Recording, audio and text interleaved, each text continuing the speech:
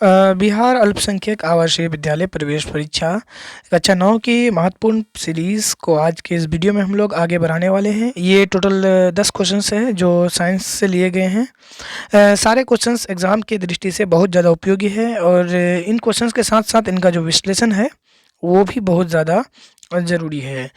तो दोस्तों, मैं हूं आपका दोस्त सालिक जकी। आप सभी का स्वागत है आपके अपना ही यूट्यूब चैनल सालिक जकी पे। प्यारे साथियों, यदि आप भी बिहार अल्पसंख्यक आवासीय विद्यालय की प्रवेश परीक्षा की तैयारी कर रहे हैं और आप कक्षा 9 में हैं और आप साइंस के कुछ क्वेश्चंस को आप प्रैक्टिस कर रहे हैं और आप चाहते हैं कि आपका भी सिलेक्शन हो, इस बार आपके सिलेक्शन से आप छूटे ना, तो आज के इस वीडियो को आप शुरू से अंत तक ज़रूर देखिए।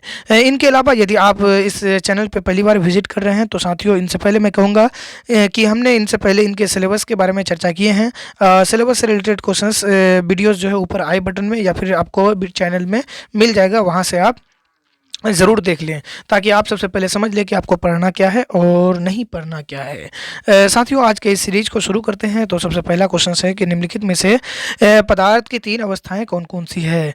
जैसे हमने बोला था कि पदार्थ वो हर चीज़ जो स्थान घेरे, जिसका कुछ वजन होता है, उसको हम लोग मेटर्स कहते हैं, पदार्थ कहते हैं। पदार्थ जिसको हम लोग द्रव्य भी कहते हैं। अलग अलग प्रकार के पदार्थ होते हैं। 5 प्रकार के पदार्थ होते हैं: ठोस, द्रव, प्लाज्मा, गैस और BC। लेकिन मुख्य रूप से देखें तो पदार्थ 3 तरह के होते हैं। वो होते हैं ठोस, द्रव और प्लाज्मा, और ठोस, द्रव और गैस। ठीक, यहाँ पे आपको वही चूज करने बोलता है, चुनने बोलता है कि 3 मुख्य रूप से कौन कौन से है। क्या वो ठोस, तरल और गैस है, या ठोस, तरल और प्लाज्मा है, या ठोस, गैस और धूल है, या ठोस, तरल और धुआं है। तो पदार्थ की 3 मुख्य अवस्था में से है ठोस, तरल और गैस, जिसको हम लोग ठोस, द्रव और गैस कहते हैं। ठोस वह पदार्थ होता है जिनका आकार और आयतन दोनों फिक्स होता है, निश्चित होता है। जैसे आपका लकड़ी, कुर्सी या टेबल, जो भी आपको चीज़ दिख रहा है वो ठोस है। इनके अलावा आपका द्रव उसको कहते हैं जिसके आकार फिक्स नहीं होता है, लेकिन आयतन जो है उनका फिक्स होता है। जैसे पानी, केरोसिन तेल आपका और तरह तरह की चीज़ जो बहता है उसको हम लोग तरल यानी द्रव कहते हैं। वहीं गैस जो है वैसा होता है जिनके आकार और आयतन दोनों अनिश्चित होता है यानी फिक्स नहीं होता है, उसको हम लोग गैस कहते हैं। जैसे ऑक्सीजन, कार्बन डाइऑक्साइड, नाइट्रोजन, ये सारे आपके गैस के अंदर आ जाएंगे। तो पहला क्वेश्चन का सही जवाब ऑप्शन नंबर ए ही होगा। और बात करते हैं आज के सीरीज का क्वेश्चन नंबर 2 की। निम्नलिखित में से कौन तत्व धातु नहीं है। यानी आपको ऐसा तत्व चुनना है जो धातु नहीं है यानी अधातु है। तो कौन अधातु है? धातु नहीं यानी अधातु। ठीक है, धातु उसको कहते हैं जिसको पीटने पर टन की आवाज़ होता है, जो चमकीला होता है, जो कठोर होता है, ठीक, जो सोनेरस होता है, आघातवर्दी होता है, ये सारा गुण जिसमें होता है उसको धातु कहते हैं। ठीक, यानी कहा जाए तो जब स्टैंडर्ड लेवल में पढ़िएगा तो धातु उसको कहेंगे जिसमें इलेक्ट्रॉन देने की क्षमता होती है। कौन धातु है? क्या सोना धातु है, चांदी धातु है, धातु नहीं है, या फिर आपका ब्रोमीन या फिर तांबा। यानी धातु नहीं, कौन अधातु है, यहाँ पे आपको चुनना है। तो दोस्तों, इनका सही जवाब जो है कौन तत्व धातु नहीं है, अधातु है। तो अधातु यहाँ पे सोना जो है ये धातु है, मेटल है। इसका सूत्र जो है आपका AU होता है। वही चांदी जो है आपका अधातु है, इसका सूत्र AG होता है। और आपका ब्रोमीन जो है, चांदी सॉरी धातु है, इसका सूत्र AG होता है। और ब्रोमीन जो है वो आपका अधातु है। तो यहाँ पे धातु नहीं चुनने बोलता है यानी अधातु चुनने बोलता है, तो ये आपका इसका सही जवाब ब्रोमीन हो जाएगा, यानी ऑप्शन नंबर C। ब्रोमीन एक ऐसा धातु है जो द्रव अवस्था में रहता है। उनके अलावा जो है आपका मरकरी एक ऐसा धातु है जो धातु है जो द्रव अवस्था में रहता है। धातु में अगर पूछे द्रव अवस्था में रहता है तो मरकरी, और अधातु में अगर द्रव अवस्था में पूछे तो वो आपका हो जाएगा ब्रोमीन। तो ब्रोमीन धातु नहीं है, ब्रोमीन एक क्या है? अधातु है। इसीलिए यहाँ पे धातु नहीं चुनना है, तो इनका सही जवाब आपका ब्रोमीन हो जाएगा। वही तांबा को बोले तो ये भी आपका एक धातु है। चलिए आज के सीरीज का क्वेश्चन नंबर अगला की बात करते हैं। तो आज के सीरीज का क्वेश्चन नंबर 3 है कि निम्नलिखित में से प्रकाश संश्लेषण कहाँ होता है। दोस्तों, सबसे पहले हम लोग जानते हैं कि प्रकाश संश्लेषण क्या होता है। प्रकाश संश्लेषण, इसको हम लोग लाइट फोटोग्राफिक रिएक्शंस भी कहते हैं। तो प्रकाश संश्लेषण जो है क्या बोलते हैं, प्रकाश संश्लेषण पेड़ पौधा जो भोजन बनाता है उसी प्रक्रिया को हम लोग प्रकाश संश्लेषण कहते हैं। इसके लिए 4 चीज़ की ज़रूरत होती है। नंबर 1 कार्बन डाइऑक्साइड की ज़रूरत होती है इन्हें, दूसरा पानी की ज़रूरत होती है, तीसरा आपको क्लोरोफिल की ज़रूरत होती है, चौथा आपका सूरज की प्रकाश जरूरी होती है। ये सारा चीज़ लेकर के प्रकाश संश्लेषण अपने पेड़ पौधे अपने पत्ती में प्रकाश संश्लेषण की प्रक्रिया पूरी करती है। ठीक, यानी भोजन बनाती है। तो प्रकाश संश्लेषण की प्रक्रिया कहाँ होती है? जड़ में होता है, तना में, पत्ती में, फल में। तो इनका सही जवाब जो है ऑप्शन नंबर यानी C चला जाएगा। प्रकाश संश्लेषण की प्रक्रिया पत्ती में होता है, इसीलिए इसका सही जवाब ऑप्शन नंबर C चला जाएगा। सभी हरे पेड़ पौधे जो होते हैं उनमें प्रकाश संश्लेषण की प्रक्रिया होती है, और वो प्रकाश संश्लेषण की प्रक्रिया करके अपना भोजन खुद बनाता है, इसीलिए उसको हम लोग स्वपोषी कहते हैं। आज के सीरीज का क्वेश्चन नंबर 4 है कि ध्वनि में पानी की गति क्या होती है। ध्वनि की गति पानी में क्या होती है? 1500 मीटर पर सेकेंड, 300 मीटर पर सेकेंड, 500 मीटर पर सेकेंड या 1200 मीटर पर सेकेंड। तो इनका सही जवाब जो है ध्वनि की गति पानी में जो होता है वो आपका 1500 मीटर पर सेकेंड होता है, इसीलिए ऑप्शन नंबर ए इसका सही जवाब हो जाएगा।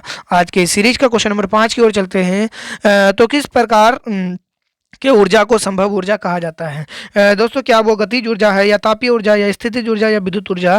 तो किस प्रकार की ऊर्जा को संभवीय ऊर्जा कहा जाता है? तो इनका सही जवाब ऑप्शन नंबर सी चला जाएगा, यानी स्थितिज ऊर्जा को संभवीय ऊर्जा कहा जाता है। आज के सीरीज का क्वेश्चन नंबर 6 की ओर देखिए, तो न्यूटन का पहला गति नियम क्या बताता है? दोस्तों, न्यूटन का जो पहला गति नियम है उन्हें ही हम लोग जड़त्व का नियम कहते हैं। न्यूटन साहब ने 3 गति का नियम दिया। पहला नियम कहता है कि कोई भी वस्तु अपना स्थिति को तब तक बनाए रखता है जब तक कि उस पर कोई बाहरी बल काम ना करे। एग्जाम्पल के लिए आप कोई चीज़ को यहाँ पे रखते हैं, कहीं पे रखते हैं, तो वो तब तक रहेगा जब तक कि कोई उस पर बाहरी बल, एक्सटर्नल फोर्स वर्क ना करे, काम ना करे, तब तक वो अपनी अवस्था में बना रहेगा। तो यही बोलता है कि न्यूटन का पहला गति नियम, जिसको जड़त्व का नियम भी कहते हैं, ये क्या कहता है? क्या बल बराबर द्रव्यमान गुना त्वरण कहता है, यानी mass equal to force equal to mass into acceleration कहता है? क्या एक वस्तु अपनी स्थिति में तब तक रहता है जब तक कि कोई उस पर भारी बल ना लगे, या ऊर्जा संरक्षण का नियम पहला गति नियम कहता है, या कार्य बराबर बल गुना दूरी कहता है? तो इनका सही जवाब जो है ऑप्शन नंबर ए चला जाएगा, यानी कोई भी वस्तु तब तक अपना अवस्था में बना रहता है जब तक कि उसको उस पर भारी बल काम ना करे। अगर वो गति में है तो तब तक वो गति में रहेगा जब तक कोई उस पर भारी बल काम ना करे, और वो विराम में है तो तब तक विराम में रहेगा जब तक कि कोई उस पर भारी बल काम ना करे। ये न्यूटन का पहला गति नियम कहता है, जिसको लॉ ऑफ इनर्शिया यानी जड़त्व का नियम भी कहते हैं। अब बात करते हैं क्वेश्चन नंबर 7 की। तो कौन सी गैस को जीवन गैस कहा जाता है? यानी कौन ऐसा गैस है जिसको जीवन की गैस कहा जाता है, जिनके बिना हम लोग रह नहीं सकते हैं, एक मिनट क्या, एक घंटा क्या, एक मिनट तक नहीं रह सकते हैं? तो कौन ऐसा गैस है? तो क्या वो ऑक्सीजन है, कार्बन डाइऑक्साइड है, नाइट्रोजन है या हाइड्रोजन है? दोस्तों, जीवन गैस जो कहा जाता है वो आपका ऑक्सीजन को कहा जाता है, क्योंकि हम लोग सांस लेते हैं ऑक्सीजन, तो इसलिए इसका बिना हम लोग रह नहीं सकते हैं, सांस के बिना हम लोग रह नहीं सकते हैं। तो इसका सही जवाब जो है आपका ऑप्शन नंबर ए चला जाएगा, ऑक्सीजन गैस को जीवन गैस कहा जाता है। ऑक्सीजन गैस का सूत्र जो है वो आपका O2 होता है, कार्बन डाइऑक्साइड का सूत्र CO2 होता है, और नाइट्रोजन गैस का N2 और हाइड्रोजन गैस का H2 होता है। तो इसलिए इसका सही जवाब ऑप्शन नंबर ए चला जाएगा। अब आगे क्वेश्चन नंबर 8 बात करता है कि क्लोरोफिल का मुख्य काम क्या है। अभी हमने बताया था कि प्रकाश संश्लेषण में क्लोरोफिल का भी एक काम होता है। तो क्लोरोफिल का कहाँ काम होता है? क्या ऊर्जा का संग्रहण करने में, या प्रकाश संश्लेषण की सहायता करने में, या जल का अवशोषण करने में, या पोषक तत्वों को परिवहन करने में? तो दोस्तों, क्लोरोफिल का मुख्य काम जो होता है वो आपका प्रकाश संश्लेषण की सहायता करने में, इसलिए इसका सही जवाब ऑप्शन नंबर बी चला जाएगा। अब बात करते हैं आज के सीरीज का क्वेश्चन नंबर 9 की, कि गैसों में अणुओं के बीच की दूरी कैसा होता है। दोस्तों, हमने बताया था कि पदार्थ जो है वो मुख्य रूप से 3 तरह के होते हैं। उनमें ठोस जो होते हैं वो पदार्थ जो है उनके कण, क्योंकि हमने जानते हैं कि पदार्थ जो है वो कणों का बना होता है, तो ठोस पदार्थ जो है उनका कण खूब ज़्यादा पास पास होते हैं, यानी उनके बीच की दूरी जो है बहुत कम रहता है। और द्रव देखे तो उनका कण थोड़ा सा दूर दूर रहता है, वहीं गैस देखे तो इसका कण काफ़ी ज़्यादा दूर रहता है, यानी बहुत दूर रहता है। तो गैस के बीच के कणों के बीच की दूरी क्या होता है? बहुत कम होता है, बहुत अधिक होता है, या बहुत कम, थोड़ी अधिक होता है, या समान होता है? तो गैस के कणों के बीच की दूरी जो है वो आपका बहुत अधिक होता है, वहीं द्रव के कणों के बीच की दूरी थोड़ी दूरी अधिक होता है, और ठोस के कणों के बीच की दूरी बहुत कम होता है। तो इसीलिए इसका सही जवाब जो है ऑप्शन नंबर सी चला जाएगा, गैस का कणों के बीच की दूरी बहुत कम होता है। आज के सीरीज का क्वेश्चन नंबर 10 की ओर देखिए, तो क्वेश्चन नंबर 10 कह रहा है, निम्नलिखित में से कौन ऐसा ग्रह है जिसको लाल ग्रह यानी रेड प्लैनेट कहा जाता है। हमने बताया था कि सूरज के और चारों ओर जो चक्कर लगाता है, मान लीजिए यहाँ पे सूरज है, इनके चारों ओर जो भी चक्कर लगाता है उनको हम लोग ग्रह कहते हैं। अब ग्रह के चारों ओर जो चक्कर लगाता है उसको हम लोग उपग्रह कहते हैं। और ग्रह, उपग्रह और सूरज के जो परिवार है इसको हम लोग सौर परिवार कहते हैं। यहाँ पे टोटल 8 ग्रह होता है।